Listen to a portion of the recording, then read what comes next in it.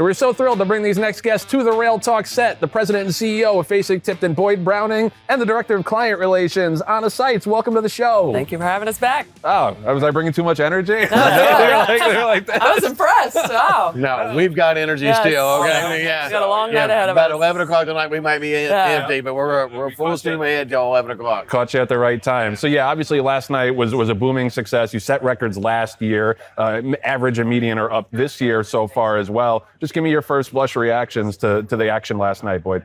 Well, thrilled with how the horses sold last night. I mean, we had a very, very, very good group of horses last night. We've got a very, very good group of horses tonight. The sales grounds were electric. Yes. They've been electric like literally since Friday, and they were electric last night. We think there'll be equally electric or more electric tonight. It's a really good, strong group of horses again tonight. Great first half. We won the first half. I mean, it's my analogy here at Saratoga. It'll be Monday night's first half, Tuesday night's the second half. But couldn't be happier with where we are at halftime and excited about the second half.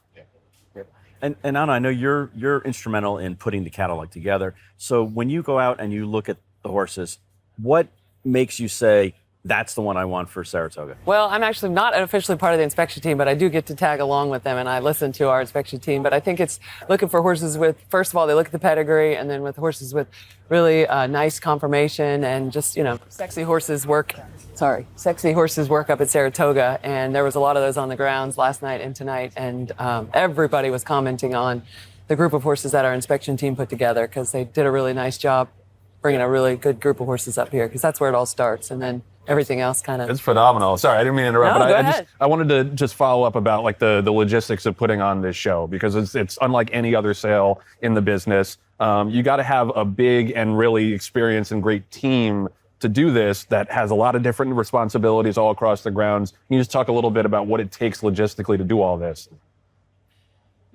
Anna, you can start, and then Boyd, you can jump in. Where do we even start? Team. It's a team. Everybody, like Boyd always says, we all wear a lot of different hats from, everything, every table. I'm not taking my hat off, by the way. Every table is reserved for registered buyers and sailors. Every single seat in the sales pavilion is organized ahead of time. All of the barns, where every horse is placed. Everything. We're working on getting all the buyers to town, Even setting all this up to everything is coordinating. And if you don't have a good team that works together and communicates constantly, and yes, we bicker and butt heads too, but it's a huge team group effort. And so I think it's not one person, it's just everybody together helping out and pitching in and doing whatever it takes. And it would scare you if I told you how many people are involved in this process, even here at Saratoga this week. And there's still a bunch that aren't here. But between like the stable crew and Manny's grounds crew and the bid spotters and the auctioneers and a bunch of our office team and our sales team and the accounting team, that number is staggering when you kind of look at that. And as I said, the show's still going on at home. We've got, digital sales starting next week. We've got, entries are being taken for the October sale, for the November sale. It's an ongoing process, but it really is. It's exactly as Anna said. It's the collective effort of a bunch of different people, and everybody's willing to do whatever it takes. The one word you're never going to hear uttered by any Fasig Tipton employees, that's not in my job description. Right. Because nobody has a job description. I got a new request. My first ever, I had a buyer call me. He was so stressed out. He said, I need to make sure my seats are really close to a bathroom because I have to go to the bathroom a lot right now. And I said, we can do that. So we went and looked at the seating, and then we showed him where the bathroom was, and we took care of everything. What did John say after that? Yeah, exactly. Oh, that's great. And two adjectives that come to mind whenever we talk about Fasig is entrepreneurial and uniqueness. And the reasons why we like selling with you guys is because each sale has a very unique twist to it. Starting with the July sale, which historically has always been like freshman sire, oriented. You come here, it's the best of the best. You have the digital sales and it, especially with the ones that are immediately, after the horse runs and the flash sale, and you put it right up there. And then of course the signature is Night of the Stars. How did you come about branding those, or was it just kind of a natural progression where certain horses just kind of, gravitated to those dates, or was that like a plan in the making? It's necessity. Yeah. I'm not trying to be smart there. I'm not smart. But it's just, we've got a formidable competitor that basically, has two major ships that they plant, one in September, one in November. And so in order to compete with them, we've got to be different. And that's one of the things that we always kind of remind ourselves of. We've got to be Fasig Tipton. We can't be everything to everybody. But what we can do is identify those things that we think we can do well and really try to exceed all expectations, including our own expectations on doing those things. So we look for opportunities. We look for kind of innovations. Where can we do something that's not been done before? We lead the world in the auction world, the turbot auction world, in swings and misses. No, we do, because I mean, it's not. I mean, not everything you try works. Right. But it's a necessity, and we're trying to always see, like, and where's the market going, and what opportunities might be available, and so forth. So, yeah. Yeah. I just wanted to ask real quick about the digital sales, and Anna, you can speak to this, the reaction from the clients, because you guys have been on the cutting edge of that, and it seems to grow in importance and prestige every single sale. You do one every month. What kind of effort has that been, just to kind of educate and bring along the public and the clients to be so enthusiastic and so supportive of those sales? I think people were wary at first because they were nervous, they were uncomfortable, especially people who maybe aren't extremely computer savvy. But we had guys like Jon start from the very beginning, and I'm not trying to, No, I'll take full credit that I'm the father of the digital sales. Yeah, exactly. Yeah. The father of digital sales. Right. Exactly. Because even the one we sold last night. Go ahead. Yeah. We had people start, exactly. We had people from, they saw other people try it and it worked, and then they would start to call and say, how can we do that? And we tried to make it as simple as possible, and it grew really fast, and now it's just everybody's much more comfortable with it. And but I think it was the early adopters really helped us get it going, and we got some good horses up front at the beginning, and it showed that it could work. It's a really good platform, and kind of started now. It sells itself. Yeah, the one thing about the digital sales that I saw, I think it's very important to note, is we've always viewed the digital sales and our live sales as complementary to each other. Right. And there's a time and a place to sell every horse. And it's not always at a live sale 2 months down the road. And it's not always at a digital sale 2 weeks down the road. Mm-hmm. And we've tried to really, make sure that we are very cognizant of the needs of our clients, mm-hmm. and try to give them good advice, like what makes the most sense for you. Should I put this on the digital sale in 2 weeks, or should I wait for November? Right. And, you don't ever know all the answers, but we viewed it as very, very much complementary.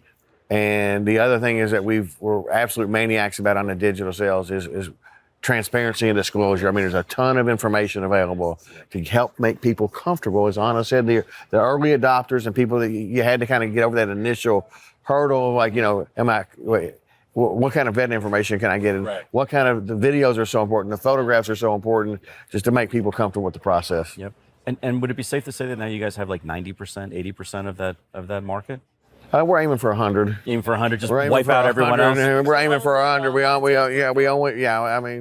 We're aiming for 100%. We're worldwide dominate. Not worldwide. Yeah. We don't want, don't back off of that. Come on. No, because we don't have, that's the other thing is, like, some people say, like, well, aren't you all selling digitally in Europe? Well, it's hard enough to know what's happening in our country. Right. And you can't do everything, mm-hmm. for everybody. Yeah. Yep, exactly.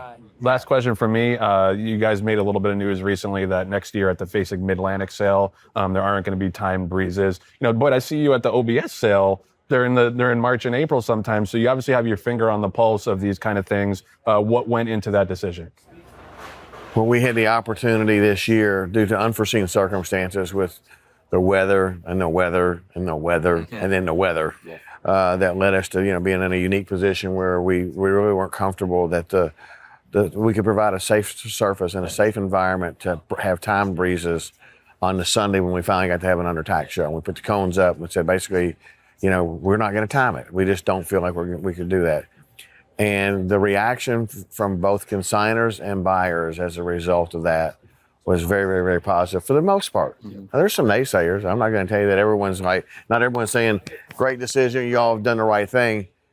We also think it's the right thing to do. Mm-hmm. We think that with the buyers really want to do more. The bulk of the buyers want to be able to not just rely on an eighth of a mile breeze as fast as you can go on a certain day. Yeah. Mm-hmm. And I think that there's outstanding horsemen and horsewomen on both the consignor side and the buyer side. And I think that's one of the things that we might have a little bit, the pendulum may have swung a little too far, is that the emphasis on the times may have really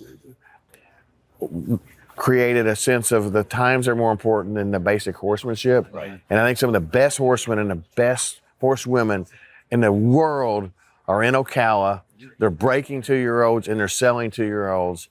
And I think that on a long-term basis, this gives them an opportunity to really shine and produce a better product for the marketplace. Right, absolutely. And we spoke about it at great length on our show, just about the importance of the decision you made and how, as an industry leader, you guys almost were in a unique situation to allow the industry to do that and go in that direction. Because if you hadn't said, this is what we're doing, I don't know if things would have changed in that market.